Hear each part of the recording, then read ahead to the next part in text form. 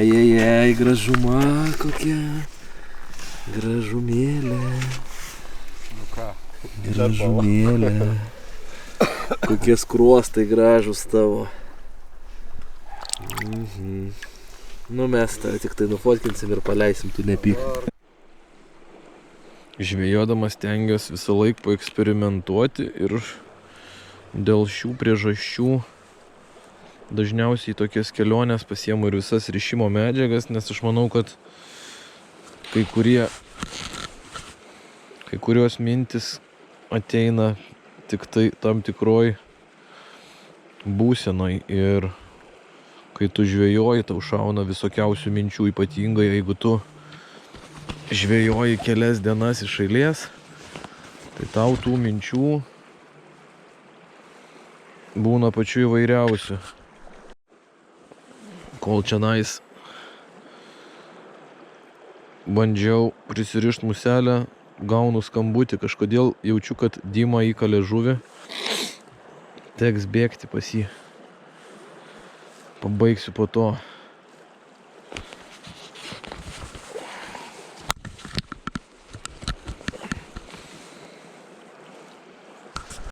Nu va, kol kalbėjom, Dima pagavo šlakį. Jau neblogai. O aš tai apie eksperimentus, tai pabandžiau pasidaryti dabar, kad būtų vienšakis kablys pačiam gale, kaip ant intrūderio, tik tai visą tai ant vamsdelio. Tai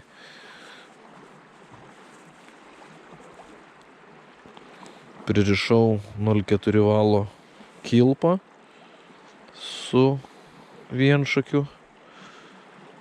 O ją tada jau riši prie valo ir įtrauki į vamsdelį. Ir kas gaunasi, kad turi visą sistemėlę, musė srovėjai susiploja ir vienšakis kablys pačiam gale. Tai ant intrūderių tokia panaši sistema būna padaryta. Dabar, žodžiu, eksperimentuoju su šituo. O čia, kaip matosi, dominuoja biški balta, biški oranžinė ir mėlyna. Tai čia tokios pagrindinės mūsų spalvos. Nors kimba ir ant kitų, bet nėra kada prisirišti tų musių, kad turėt visiem atvejam. Todėl, kad paskutiniu metu mes čia žvejojam labai daug. Praktiškai kas antrą savaitę, po kokias 4 dienas, tai tų musių ir nusitraukia ir išsiardo, ko tik tai nebūna. Nėra kada prisirišti tiek, kad turėt be proto.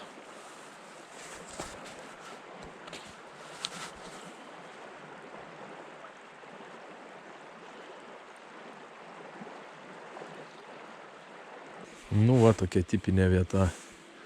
Priešrėvis čia visur yra pakankamai gilu, o ten toliau matosi akmenų juosta, rėva, anoj pusėj nuo vidurio upės irgi sekliau. Tai tokiam priešrėvyje vanduo sulėtėja ir jom čia patogu laikytis. Žiemą labai užknisa,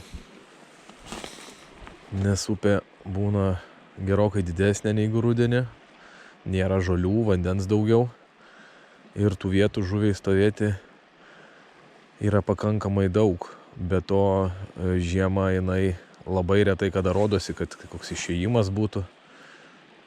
Tai reiškia, ieškoti užsiėmimas yra toksai kaip ir sudėtingesnis. Na, be to dar, kad ta žuvis nesirodo ir jinai gali žymiai daugiau kur stovėti, tai dar jinai ir lėtesnė dėl to, kad vandens temperatūra žema, o žemoj vandens temperatūroj sulėtėja medžiagų apykaita, žuvis pasyvesnė, suaktyvėja tik tam tikrais momentais. Ir reiškia, viskas reikalauja dar daugiau kantrybės. Viskas lėtai ir ilgai.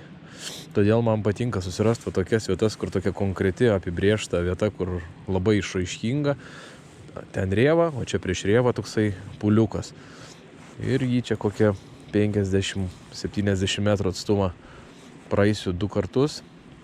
Tada eisiu ieškoti kitos išraiškingos vietos. Nes priešingų atveju, jeigu įsiveli į kokią vienodai bėgančią ramumą, tokią lygę, aišku, žuvies tenais gali būti ir yra, bet ten labai ilgai užtrunki, kol tą vietą praeini bent vieną kartą. Nes pravedimai lėti, šniūras skęstantis arba pavadys, metimas, pravedimas, žingsniukas ir kartoji. Ir taip žingsnis po žingsnio keliauji. Tai įsivaizduok, kiek laiko užtrunka, jeigu randi kokią gražią tiesiąją kelių šimtų metrų. Tai gali ją visą dieną ryte pradėti ir taip po žingsniuko metimas, pravedimas, žingsniukas, metimas, pravedimas. Ir tu visą dieną žiūrėsi į tą patį vaizdą, kuris praktiškai nesikeičia. Tam reikia labai daug kantrybės. Bet čia yra dalis užsiėmimo. Žiūrėti į tekantį vandenį ir kantriai daryti metimus su pravedimais. Keiščiau tai į televizoriaus žiūrėjimą, bet kokiu atveju. Akivaizdu, kad tai ir darau.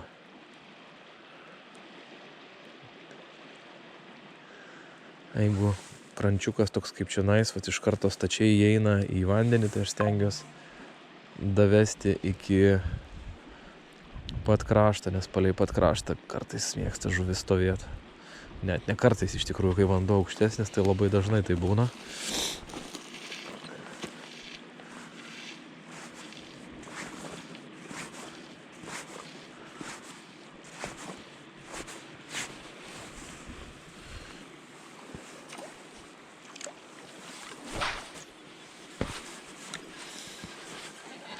Keistai, nei karto nesiekiau dugno dar, nors žvejoju su labai greit skęstančiu T14 pavadžiu.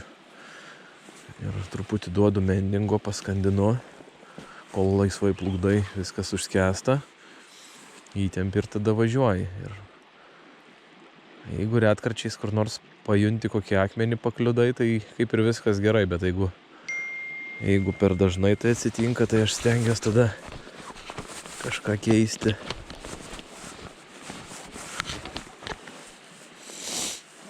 Išjungiam telefono garsą, kad netrukdytų dirbti.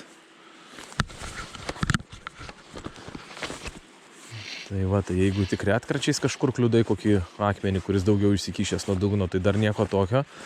Bet jeigu per dažnai kliudai, tai jau reikia kažką tai lengvinti. Dugno arti nereikia šitoj žvejyboj.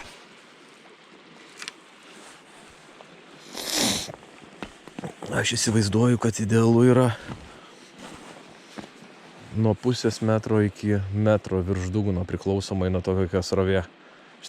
Normaliai stengiuosi apie vidurį vandens žvejoti, čia tos vietos, kur žvejoju, tai gilis, turbūt 1,5 metro, gal kai kur yra ir 2, tai 1,5–2 metrai gilis, aš metrą kokį gerą paskandinu ir manau, kad užtenka.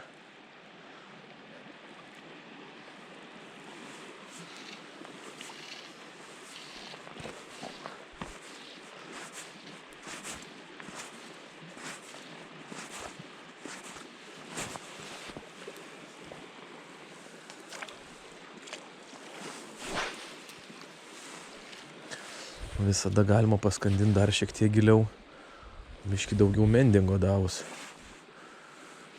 Tai yra mesti ne taip toli, bet turėti paskui papildomo šniūro dar jau kai užmeti, papildomo šniūro pamaitinti, kaip sakoma, daugiau leisti laisvai plaukti, kad šniūras plauktų be jokio įtempimo ir jisai kol plaukia, tai pavadys su musės skęsta. Paskui jau kai įtempi, kai dar į pravedimą, kai jau srovė įtempia valą, tada sistema nebeskęsta. Tai tarkim, aš čia dabar surinksiu, kiek čia turiu kokią 12 metrų runingo. Išmesiu iš jo tik tai pusę, mendingas. O šitą visą likusią, kokius 5–6 metrus dar plukdau, giliau užskendo. Ir dabar pravedimas.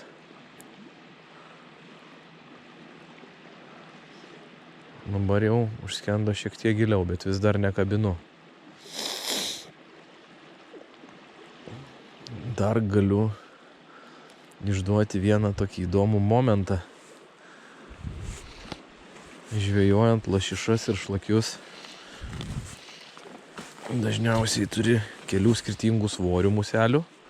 Galėsiu vėliau parodyti, kaip tai atrodo, bet turiu galvoj, kad skandini ne tik tai valo ar pavadžio pagalba, bet kartais ir pačią musę darai labai sunkia, kad jinai eitų į dugną, kai akmuo. O paskui įtempus jau pravedimo metu jinai, aišku, jau nebeskęsta.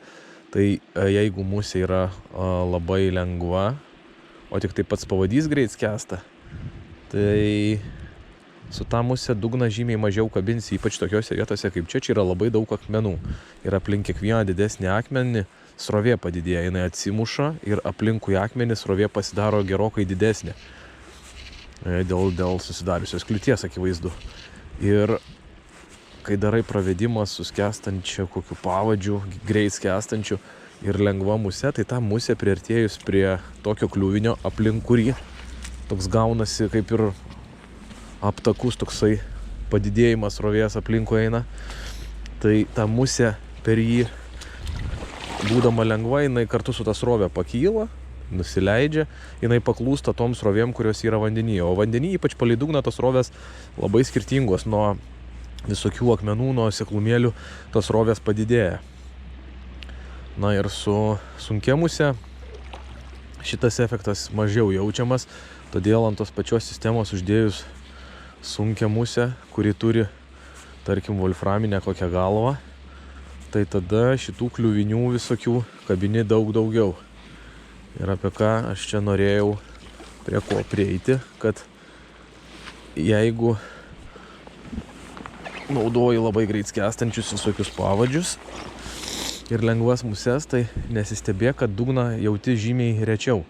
Tiesiog pati musė pakyla, nuo dugno plazdena su srovė ir jinai nekrenta, o sunki musė kliuvinius pagauna žymiai lengviau. Tam tikrais atvejais tai gali būti privalumas, tam tikrais gali būti minusas.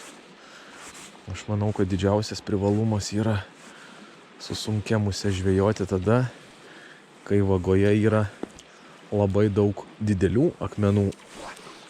Ir tada su bet kuo sunku pravesti, bet jeigu musė pati sunki, tai tiesiog matai kažkokius akmenis ir matai tarp jų langus, o kaip tenais toliau matos, tai užmetė už akmens, davei biškį paskęsti ir pati musė paskendo ir toks gaunasi kabantis pravedimas, šniūras aukščiau, o musė žemiau.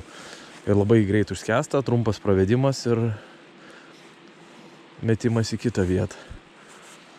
O jeigu turi didelį plotą, kurį šukuot gali su daugmaž lygiu dugnu, tai tada jau lengvesnė musė smagiau, nes jinai efektyviai palei tą visą reljefą eina, žymiai mažiau kažkur kliūdama. Tai toks va vienas kitas pamąstymas tiems, kas žvejoja dvirankių lašišas ir šlakius. Ir reikia galvoti, kaip ta musė elgiasi. Aplamai čia tų kibimų būna palygint, kiek valandų žvejoji ir kiek turi kibimų, kiek pagauni žuvų, tai dažniausia būna daug tuščių valandų, daug tuščių metimų. Ir čia kas svarbu, tai svarbu įsitraukti į tą procesą, galvoti visada, kas vyksta, kažką tai veiki, kažką darai, kažką bandai, įsivaizduoji, kaip tavo musė keliauja. Ir po truputį, po mažą žingsnelį eini link tos savo sėkmės. Jeigu neprarasi vilties, ta sėkmė anksčiau ar vėliau ateis. O kad neprarast vilties, reikia pasitelkt visas įmanomas priemonės, nes tik vilties nepraradimas suteikia tau šansą išganimui. Lašišiniam arba šlakiniam išganimui.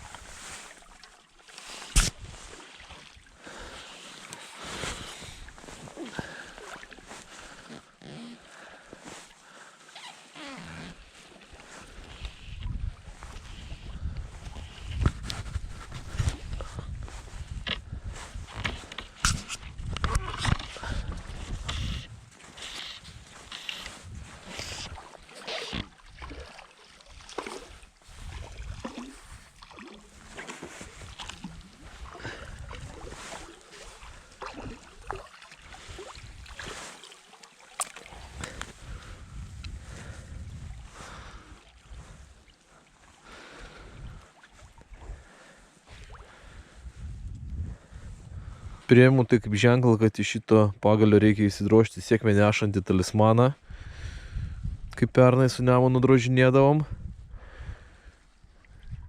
Ir manau, tada paeis.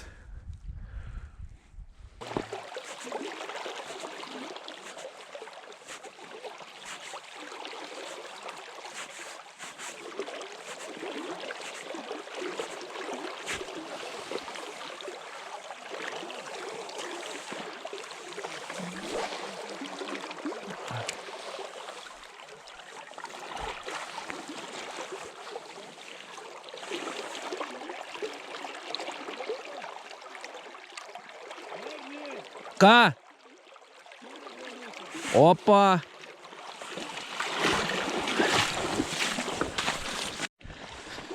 Neleidžia Bronius ramiai pažvejoti. Į pabaigą dienos įkalė žuvį. Reikia bėgti. Padėti šimt.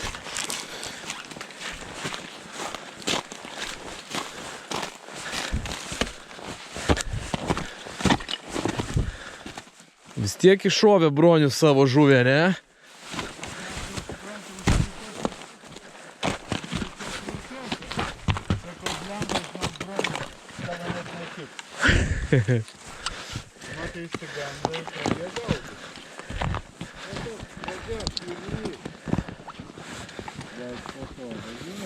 Nu, pasižiūram.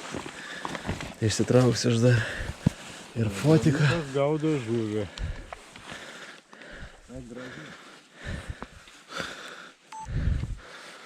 Broniukas žuvį šnioja, pušelės net linguoja. Ir Lašiša, kiek mačiau. lašiša.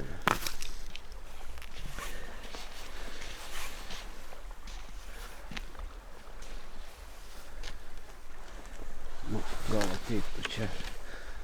Eik, Broniau, atbulas, tenais bus geresnė vieta. Na, čia pažiūrėk, ant tų žolyčių užtrauksi. Ant tų žolyčių ją užvesi ir paimsim. Jisai kol kas nenori jinai keltis. Užsinorės.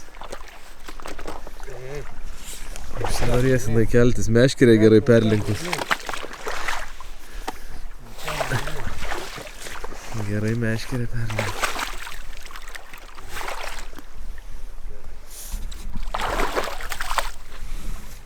Pasirodė. Dar kartelį.